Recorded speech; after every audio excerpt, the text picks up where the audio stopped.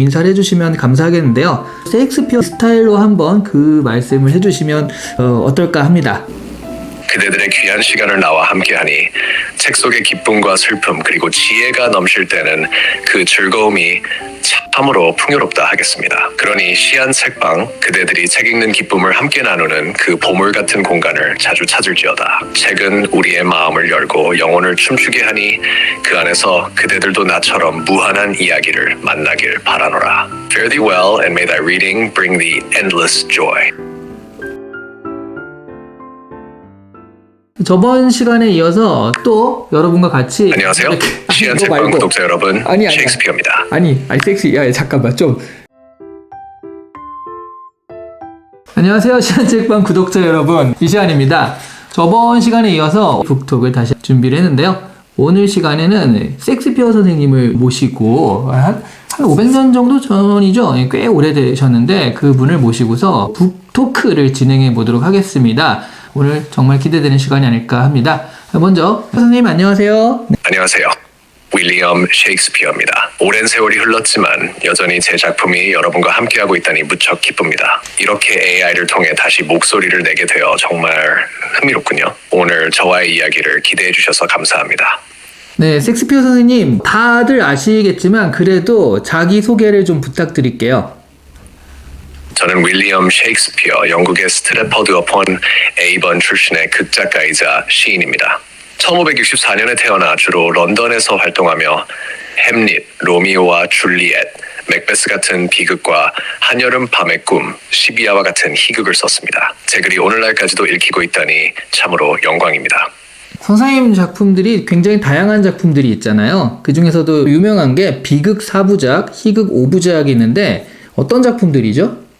비극 4부작으로는 아마도 가장 잘 알려진 작품들이 햄릿, 오셀로, 리어왕, 그리고 맥베스일 것입니다. 이 작품들은 인간의 고통, 배신, 권력의 탐욕 등을 다루며 인간 본성의 어두운 면을 깊이 탐구한 비극들입니다. 희극 5부작으로는 한여름 밤의 꿈, 시비아, 말괄량이 길들이기, 베니스의 상인, 그리고 뜻대로 하세요를 꼽을 수 있겠군요. 이 희극들은 주로 사랑, 오해, 변장, 그리고 사회적 제약들을 우스꽝스럽고 통찰력 있게 다루면서 결말은 주로 행복하고 화해로 끝납니다.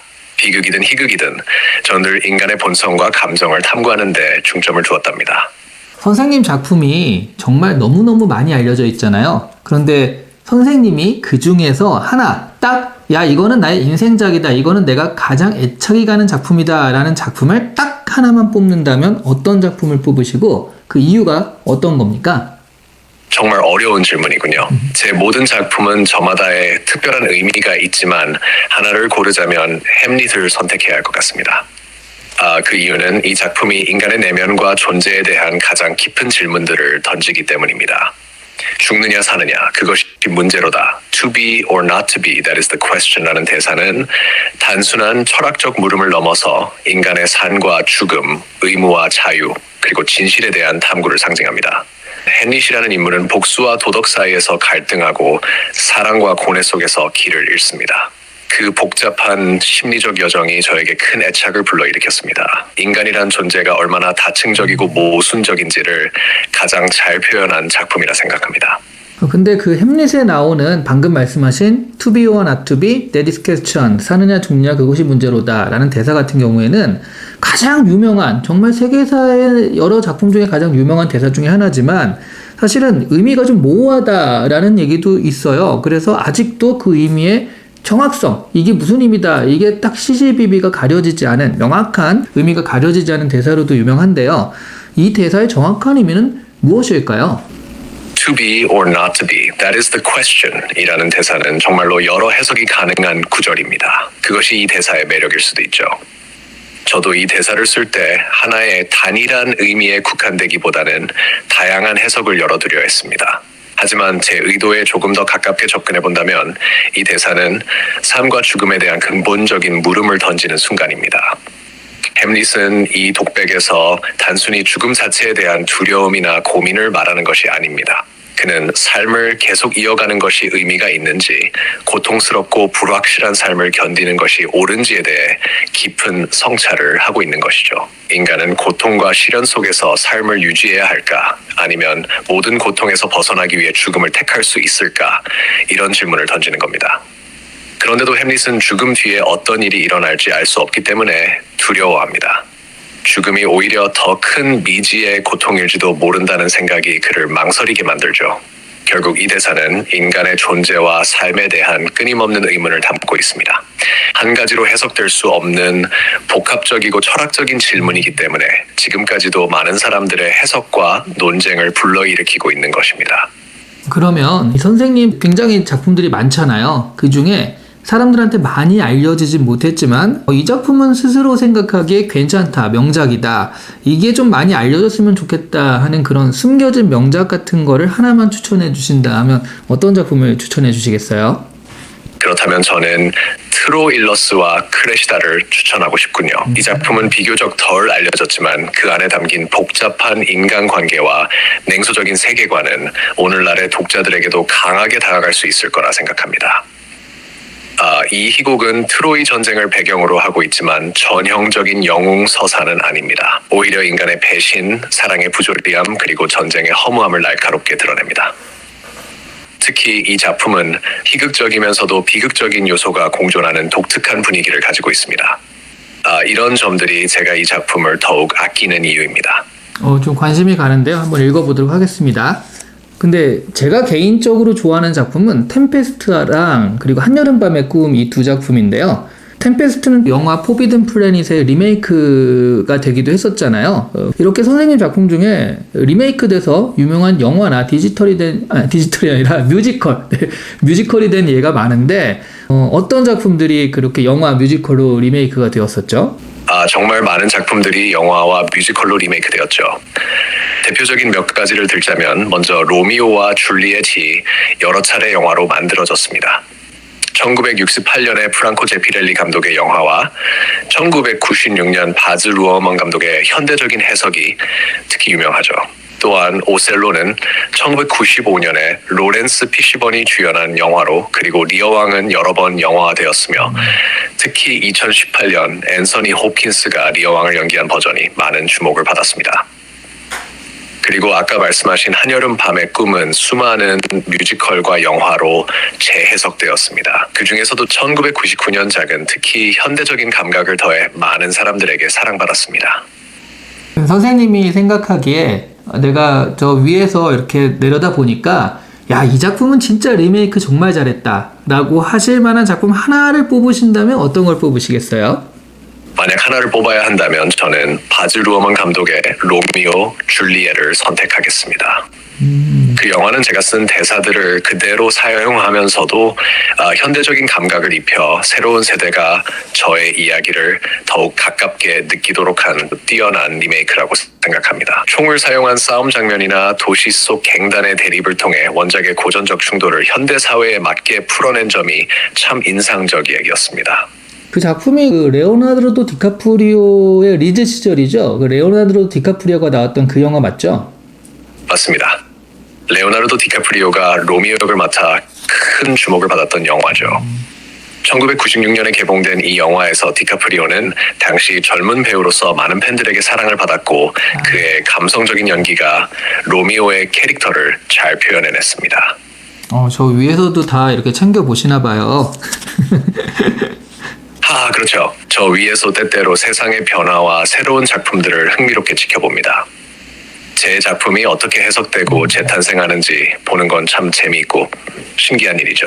세월이 흘러도 제 이야기가 계속 살아 숨쉬고 새로운 모습으로 재해석되는 걸 보면 정말 뿌듯한 마음이 듭니다. 저 위에서 이제 다 보고 계신다니까 한 가지 재미있는 현상들이 있는데 선생님 자체에 대해서 좀 말씀을 해보자면 후대 선생님의 정체에 대해서 진짜 말이 좀 많거든요. 이게 섹스피어라는 사람은 없다. 다른 사람이 가명으로 작품 활동을 한 것이다. 이런 루머도 많았는데 혹시 그런 루머들에 대해서 알고 계세요? 물론 알고 있지요. 제 정체에 대한 논란은 오래전부터 있어 왔습니다. 윌리엄 셰익스피어라는 이름 뒤에 다른 누군가가 숨어서 작품을 썼다거나 여러 명의 작가들이 제 이름을 빌려 작품을 발표했다는 설들이 있죠. 그 중에는 프란시스 베이컨, 크리스토퍼 말로, 에드워드 드 베어 같은 인물들이 대리저자로 거론되곤 합니다. 하지만 저는 이렇게 말하고 싶습니다. 중요한 것은 제 작품이 누구의 이름으로 발표되었느냐가 아니라 그 작품들이 사람들의 마음과 상상력을 얼마나 자극하고 그 속에서 얼마나 많은 감정과 생각을 불러일으키느냐입니다. 제 작품들이 여전히 많은 사랑을 받고 있고 논의되고 있다는 사실만으로도 저는 매우 만족스럽습니다. 이런 논란이 오히려 제 작품과 저의 전설을 더 풍성하게 만들어주는 것 같기도 하네요. 아니, 그 약간 좀 신비주의적인 설정을 하시고 계신 것 같은데, 그냥 그러지 마시고, 진짜 실존 인물 맞으시죠? 그렇습니다. 저는 실존 인물이에요. 그럼에도 불구하고 제 작품들이 워낙 방대하고 깊다 보니 사람들이 종종 의문을 가지게 된 것 같습니다. 저의 출신이나 교육 배경이 당시 다른 유명한 작가들에 비해 평범한 탓에 이런 작품을 정말 셰익스피어가 썼을까라는 질문이 생긴 것이죠. 그러나 제가 실존했던 건 분명하다고 말씀드릴 수 있겠네요. 저는 그저 평범한 인간이었을 뿐입니다. 원래는 사실은 귀족이 아니고 평민 출신이시니까 그런 부분 때문에 이런 작품을 어떻게 평민이 썼지? 그 정도 교육을 받고 어떻게 이렇게 썼지라는 그런 어떤 의심들이 있었던 것 같아요. 맞습니다. 그 점이 논란의 중심이 되었죠. 당시 사회에서는 귀족이나 상류층 출신이 아니면 깊이 있는 교육을 받기 어렵다고 여겼으니까요. 저는 평범한 가정에서 태어나 자랐고 런던에서 연극 활동을 시작하기 전까지 특별한 귀족적 배경이 없었으니 그로 인해 사람들이 의심을 품었던 겁니다. 평민 출신인 제가 어떻게 왕족, 귀족, 그리고 인간의 복잡한 내면을 그렇게 세밀하게 그려냈는지에 대해 궁금해하는 건 이해할 만한 일이죠. 그러나 제가 살아가던 시대에는 책을 통해 배울 수 있는 지식도 풍부했고 사람들을 관찰하고 그들의 행동을 세밀히 분석하면서 글을 쓸 수 있었습니다. 극장에서 다양한 인간 군상을 경험하고 정치적 사건들과 사회적 변화 속에서 이야기를 풀어나가는 데 필요한 통찰력은 저에게 충분히 있었죠. 생각해보니까 선생님 원래 처음에는 연극 배우로 시작을 하셨죠. 그리고 나중에 연극 대본을 쓰고 또 극장주까지 하셨는데요. 굉장히 다양한 인생 여정을 거쳐 오셨습니다. 원래 연극 배우로 시작하셨을 때 어쩌다가 연극 대본까지 같이 쓰시게 된 건가요? 그렇습니다. 저는 처음에 연극 배우로 시작했죠. 연극 무대에서 배우로 활동하면서 자연스럽게 극의 흐름과 대사의 중요성을 몸으로 느낄 수 있었습니다. 당시에 연극계는 매우 활기찼고 런던에서 많은 연극이 공연되고 있었죠. 그런데 무대에 서다 보니 제가 생각하는 방식으로 이야기를 풀어보고 싶은 욕망이 생겼습니다. 배우로서 연극의 재미를 느끼면서도 동시에 제가 직접 이야기를 만들어 무대 위에서 펼쳐내는 것이 얼마나 매력적인지 상상하게 된 겁니다. 또한 제가 몸담았던 극단에서는 종종 새로운 대본이 필요했는데 마침 제가 이야기를 짓는데 흥미를 보이기 시작하자 주변에서 대본을 써보라는 제안도 있었죠. 그렇게 첫 번째 대본을 쓰게 되었고 그 이후로는 글을 쓰는 일이 제게 큰 즐거움이 되었습니다. 결국 연극 배우로 시작한 저의 여정이 자연스럽게 대본 작가로 이어졌고 나중에는 극장주까지 하게 되었으니 인생이 참 흥미롭게 흘러간 셈입니다. 그러고 보면 나중에 극장주까지 하셨으니까 정말 성공을 하신 셈인데요. 선생님 극장에 대해서 한번 설명을 좀 해주세요. 제가 극장주로 활동했던 극장은 글로브 극자리죠. 이곳은 런던에 있었고 정말 많은 관객들이 매일같이 찾는 인기 있는 장소였습니다. 글로브 극장은 둥근 원형 구조로 설계되어 관객들이 무대를 둘러싸며 공연을 볼 수 있었죠. 무대는 열려 있었고 지붕이 없는 야외 공간이어서 햇빛 아래서 연극이 진행되기도 했습니다. 좌석은 계급에 따라 나뉘었는데 부유한 사람들은 갤러리에서 앉아 볼 수 있었고 일반 평민들은 무대 바로 앞에 서서 관람하는 경우가 많았어요. 덕분에 공연 중에 사람들의 직접적인 반응이 생생하게 느껴졌습니다. 연극이 시작되면 모두가 긴장하고 설레는 분위기였고 제 글이 그 무대 위에서 살아 움직이는 순간들을 지켜보는 건 저에게 엄청난 보람이었습니다. 말씀이 나온 김에 그 극장에 앉아서 자신이 쓴 희곡이 실제로 상영되는 것을 보는 기분은 정말 특별했을 것 같은데요. 특별히 기억에 남는 공연이 있으신가요? 그 기분은 정말 말로 다 표현할 수 없을 정도로 특별했지요. 제 머릿속에서 떠올린 대사와 장면들이 무대에서 실제로 구현되고 그걸 관객들이 반응하며 감정적으로 연결되는 순간을 지켜보는 것은 정말 황홀했습니다. 그 중에서도 기억에 남는 공연을 하나 뽑자면 햄릿의 첫 공연이 가장 인상 깊었습니다.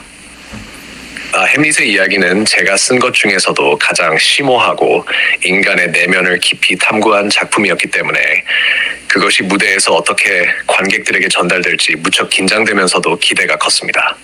리처드 버비지가 햄릿 역을 맡았고 그의 연기는 놀라웠습니다. 특히 To Be or Not To Be 독백 장면에서 극장은 일순간 정적에 휩싸였고 관객들이 그의 고뇌를 온전히 느끼는 순간을 목격했을 때 저 역시 가슴이 벅차올랐습니다. 그 순간 제 글이 단순한 텍스트를 넘어 살아있는 감정으로 변해 관객들에게 다가가는 것을 느꼈죠. 또 다른 기억에 남는 공연은 로미오와 줄리엣이 처음 상연되었을 때입니다. 특히 마지막 장면에서 로미오와 줄리엣이 죽음을 맞이하는 순간 관객들 중에는 눈물을 흘리는 이들도 있었어요. 결국 제가 쓴 대본이 무대에서 생생하게 살아나고 관객들이 웃고 울며 그 감정에 함께 몰입하는 걸 볼 때마다 저는 제가 작가로서 제대로 된 길을 가고 있구나 하는 확신을 느꼈습니다. 그런 순간들이 저의 예술가로서의 삶을 더욱 특별하게 만들어 주었죠.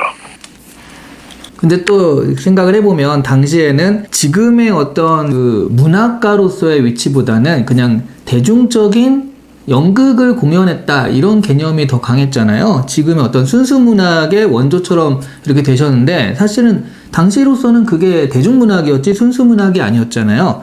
이렇게 순수 문학의 원조처럼 되실 줄을 생각을 그때는 당시에는 하셨을까요? 정말 그렇습니다. 당시에는 지금처럼 순수 문학이라는 개념 자체가 없었고 제가 쓴 연극들은 말 그대로 대중적인 오락의 일환이었죠. 제 작품들은 귀족들뿐만 아니라 시장에 일하는 평민들, 상인들, 심지어 노동자들까지 모두 즐길 수 있는 연극으로 누구나 쉽게 접근할 수 있는 형태였습니다. 저는 가능한 한 많은 사람들에게 저의 이야기를 전달하고 그들이 무대 위에서 펼쳐지는 이야기를 통해 웃고 울며 즐거워하길 바랐어요. 저도 물론 순수 문학의 원조처럼 평가받게 될 거라고는 상상도 못했습니다. 그저 제가 쓴 대사와 이야기가 그 순간의 관객들에게 얼마나 감동을 줄 수 있을지에 초점을 맞췄을 뿐이었죠. 저는 관객의 반응이 중요했기 때문에 사람들이 공감하고 반응하는 대본을 쓰는데 집중했습니다. 그렇기 때문에 작품 속에는 복잡한 철학적 질문들도 있지만 동시에 대중들이 즐길 수 있는 유머와 풍자도 담았던 거죠. 오늘날 제 작품이 순수 문학의 위대한 예술로 평가받고 있는 것은 정말 놀라운 일입니다. 시간이 흐르면서 제 작품이 더 깊이 연구되고 해석되면서 지금처럼 문학사에서 중요한 위치를 차지하게 된 건 매우 감사한 일이지만 당시에는 단순히 대중을 위해 글을 쓰는 것이 제 목표였답니다. 작품 이야기로 조금 더 들어가서 보자면 약간 무례한 질문일 수 있는데요. 선생님 작품 중에 표절 시비가 있는 작품들이 좀 있거든요. 알고 계시죠? 어떤 작품들이 그렇다고 알고 계신가요? 하하, 그 질문에 무례할 이유는 없어요. 표절 시비에 대한 이야기는 오래전부터 있었고 사실 저도 그 사실을 알고 있습니다. 당시 문학과 연극계는 지금과 달리 아이디어나 이야기를 공유하고 변형하는 것이 흔한 일이었거든요. 저 역시 기존의 이야기를 각색하거나 역사 속 사건들을 기반으로 작품을 쓰기도 했습니다. 그래서 몇몇 작품들이 표절로 의심받는 경우가 있었죠. 예를 들면 로미오와 줄리엣은 이탈리아의 오래된 이야기를 기반으로 하고 있습니다. 그 이야기는 이미 몇 차례 각색되어 있었고 저는 그 구조를 차용해 새로운 감정을 더했었죠. 또한 줄리어스 시저나 안토니와 클레오파트라 같은 작품들도 역사적 인물과 사건을 토대로 쓴 작품들이죠. 햄릿의 경우에도 덴마크 전설에서 영감을 받았고 맥베스도 스코틀 역사를 바탕으로 이야기를 풀어나갔습니다. 이처럼 저는 고전 문학이나 역사에서 소재를 얻고 그것을 새롭게 재구성하여 제 나름의 색깔을 입혀 작품을 완성했습니다. 그 당시에는 창작 과정에서 여러 작품을 참조하고 변형하는 것이 흔했고 지금과 같이 엄격한 표절 기준이 없었기 때문에 아이디어를 공유하고 발전시키는 것이 자연스러웠습니다. 그래서 표절이라기보다는 재해석과 재창조로 보는 것이 더 맞을 것 같습니다. 사실 당시와 지금의 저작권 개념은 완전히 달랐으니까 그거를 지금의 저작권 개념으로 표절이라고 말하는 건 어폐가 있긴 하죠. 그리고 선생님 작품 중에 내용이나 감성적인 것도 굉장히 그 오리지널리티가 있지만 특히 문체 새롭게 어휘도 만들기도 하고 그 표현하는 이 표현 방식 자체도 굉장히 오리지널리티가 있거든요. 그런 부분에 있어서는 지금도 굉장히 높은 평가를 받고 계시다고 말씀드릴 수 있을 것 같아요. 정확히 짚어주셨습니다. 제가 정말 중요하게 생각했던 부분은 어휘와 문체를 통해 오리지널리티를 만들어내는 것이었습니다. 제 작품에서 새롭게 만들어낸 단어들이나 독특한 표현 방식들은 오늘날까지도 많은 사람들이 높이 평가하는 부분이라고 생각해요. 예를 들어 제가 새롭게 만든 단어들 중에는 지금도 일상적으로 쓰이는 것들이 많습니다. eyeball, fashionable, bedroom 같은 단어들은 제가 처음 사용한 것으로 알려져 있고 이 단어들이 지금까지도 살아있다는 것이 정말 놀랍죠. 뿐만 아니라 많은 관용구나 표현들이 제 작품에서 비롯된 것도 있습니다. break the ice, heart of gold, wild goose chase 같은 표현들이 바로 그 예죠. 그리고 무엇보다 저는 감정을 표현하는 방식에 있어 리듬과 운율을 매우 중요하게 생각했습니다. 이 리듬을 통해 극적인 상황에서 인물들이 느끼는 감정을 극대화하려 했고 그 덕분에 대사들이 그 자체로도 하나의 음악처럼 들리길 바랐습니다. 또한 대조와 역설을 통해 인간의 복잡한 감정을 표현하려 했습니다. bittersweet, parting is such sweet sorrow 같은 표현들이 그 예인데 이처럼 모순된 감정을 동시에 담아내면서도 그 안에서 진실된 감정을 느끼도록 하는 것이 저의 문체에서 중요한 부분이었습니다. 말씀하신 어휘 중에 스윗소로 같은 경우에는 거기서 영감을 받아가지고 만들어진 한국의 그룹 이름도 스윗소로라고 있거든요.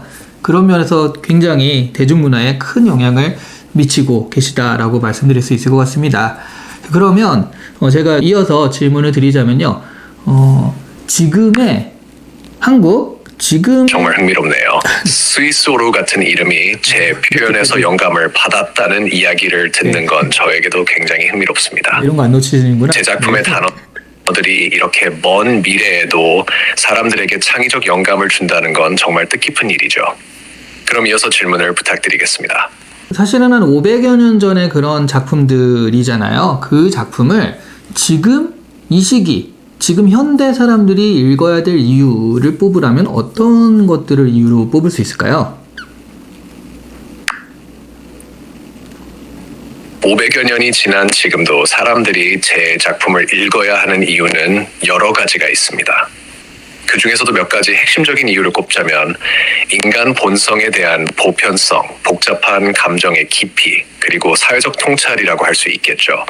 첫째로 제 작품들은 인간 본성에 대한 보편적인 탐구를 담고 있습니다. 인간은 시간이 흘러도 근본적인 감정과 욕망은 변하지 않습니다. 사랑, 질투, 배신, 야망, 고뇌 같은 감정들은 오늘날에도 여전히 사람들이 경험하는 것들이죠. 햄릿에서의 갈등, 오셀로의 질투, 맥베스의 야망 등은 지금의 독자들도 공감할 수 있는 주제들입니다. 제 작품은 바로 이런 보편적인 감정을 다루고 있기에 세월이 흘러도 여전히 현대인들에게도 의미가 있는 것이죠. 둘째로 저는 작품 속에서 감정의 복잡성과 깊이를 탐구하려 했습니다. 단순한 선악 구도로 인물을 그리는 것이 아니라 각 인물들이 겪는 내적 갈등과 모순을 그리면서 인간의 복잡한 감정을 표현했습니다. 현대 독자들도 여전히 이런 복잡 감정을 경험하기 때문에 저의 작품은 감정의 깊이를 느끼는 데 큰 도움이 될 수 있죠. 셋째로 제 작품은 사회적 통찰을 제공합니다. 저는 시대적 배경 속에서 인간의 권력, 계급, 정치적 갈등을 다루었고 그 속에서 사회의 구조와 부조리를 탐구하려 했습니다. 베니스의 상인에서의 돈과 정의, 리어 왕에서의 권력의 허무함 같은 주제들은 오늘날에도 여전히 유효합니다. 사회가 변해도 인간 사회의 본질적인 구조나 갈등은 반복되기 마련이죠. 그래서 제 작품이 현대인들에게도 사회를 바라보는 새로운 시각을 제공할 수 있습니다. 정말 감사합니다. 오늘 얘기들 정말 감사드리고요. 이제 거의 마지막이 됐는데 책 읽는 즐거움을 나누는 시안책방. 그 시안책방은 어떤 건지 혹시 알고 계신지 모르겠는데 이 책 읽는 즐거움을 나누는 시안책방을 많이 봐주시길 바랍니다. 뭐 이런 내용으로 인사를 해주시면 감사하겠는데요. 대신 선생님의 독특한 스타일이 있잖아요. 그 문체 스타일. 그러니까 한마디로 셰익스피어 스타일. 이 스타일로 한번 그 말씀을 해주시면 어떨까 합니다. 정말로 기쁘고 영광스러운 시간이었습니다. 그대들의 귀한 시간을 나와 함께하니 책 속의 기쁨과 슬픔 그리고 지혜가 넘칠 때는 그 즐거움이 참으로 풍요롭다 하겠습니다. 그러니 시안 책방 그대들이 책 읽는 기쁨을 함께 나누는 그 보물 같은 공간을 자주 찾을지어다. 책은 우리의 마음을 열고 영혼을 춤추게 하니 그 안에서 그대들도 나처럼 무한한 이야기를 만나길 바라노라. Fare thee well and may thy reading bring thee endless joy. 우와, 너무 감사드립니다. 마지막으로 우리 인터뷰를 보셨던 현대 독자님들, 아직도 셰익스피어 작품을 많이 읽으시는 현대 독자님들에게 마지막으로 인사 부탁드리겠습니다. 나의 사랑하는 현대 독자들이여, 그대들이 여전히 나의 글을 읽고 그 안에서 웃고 울며 함께 숨쉬고 있다니 이 늙은 작가의 가슴이 참으로 벅차오르는구나. 나의 글 속에서 그대들은 사랑을, 배신을, 그리고 인간의 복잡한 마음을 마주할 것이니 그 속에서 나와 마주보고 함께 걸어가는 듯한 순간을 경험하길 바라네. 시간이 흘러도 우리의 이야기는 끝나지 않으니 나의 글이 그대의 마음속에 오래도록 머물러 주길. Farewell, dear readers, and may our shared words continue to light thy way. 오늘 나와주셔서 정말 감사드리고요. 우리 다음에 기회 있으면 한번 또 자리에 모셔가지고 이야기 듣도록 하겠습니다. 그때 또 위에서 바라보고 이렇게 보는 많은 그 현대의 모습들 얘기해 주시길 바랄게요. 이렇게 불러주셔서 나 또한 무한한 감사의 마음을 전하노라. 언제든 다시 기회가 온다면 위에서 내려다본 세상의 변화와 그 이야기를 나누며 그대들과 다시금 대화를 나눌 수 있기를 바라네. 그때까지 나의 글과 함께 그대들의 여정이 풍요롭기를. Farewell for now until we meet again in the realm of stories and words. 갑자기 어느 순간부터 반말을 하시기 시작하는데 뭐 나이가 500년도 더 됐으니까 당연한 거라고 할 수도 있겠습니다. 자, 이렇게 오늘 시안책방 셰익스피어 작가님과의 대화 마치도록 하겠습니다. 재밌죠? 네, 다음에는 또 어떤 분과 같이 대화 나눌지 기대해 주시고요. 다음 시간에 또 만나도록 할게요. 바이바이. 하하, 반말이 불쑥 튀어나왔네요. 시대를 초월하다 보니 그런 실수도 생기는군요. 오늘 정말 즐거운 시간이었습니다. 시안책방에서 또 다른 멋진 작가들과 함께할 시간을 기대하며 여러분도 즐거운 독서의 여정을 계속하시길 바랍니다. 다음에 또 만나요. 바이바이.